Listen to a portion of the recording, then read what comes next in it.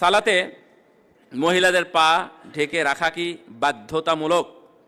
বাধ্যতামূলকই বলতে হবে, কারণ উম্মু সালামা রাদিয়াল্লাহু তাআলা আনহার যে হাদিসটা সেটা বাধ্যতামূলকই প্রমাণ করে। কিন্তু আপনি যদি কোনো মুস্তালাহা বা পরিভাষা চান, আমি পরিভাষা দিতে পারবো না যে ওইটা ওয়াজিব নাকি রুকুন নাকি ফরজ, এটা বলতে পারবো না। কারণ উম্মু সালামা রাদিয়াল্লাহু তাআলা আনহাকে রাসূলুল্লাহ সাল্লাল্লাহু আলাইহি ওয়াসাল্লাম বললেন তোমার পাকে ঢেকে রাখবে।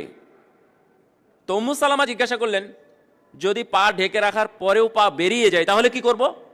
তখন রাসূলুল্লাহ সাল্লাল্লাহু আলাইহি ওয়াসাল্লাম বললেন তাহলে আরো অর্ধ হাত, এক হাত কাপড় তুমি নিচে বাড়িয়ে দিবে, নিচে ঝুলিয়ে দিবে, যেন তোমার পাটা বের না হয়। এই জন্যই আলেম ওলামা এবং মাযহাবীর সব মাযহাবী বক্তব্য সহ সব মিলিয়ে একটাই আসে যে পা ঢেকে রাখতে হবে। সুতরাং আপনি যদি মনে করেন যে আমি মোজা পরে ঢাকবো তাও পারেন, কাপড় নিচে ঝুলিয়ে দিয়ে রাখবেন সেটাও পারেন। আপনার ঘরে স্ত্রী আছে, আচ্ছা ঠিক আছে, মহিলাদের প্রশ্নটা ভালো হয়েছে। এটা আপনারা যারা নাই আপনার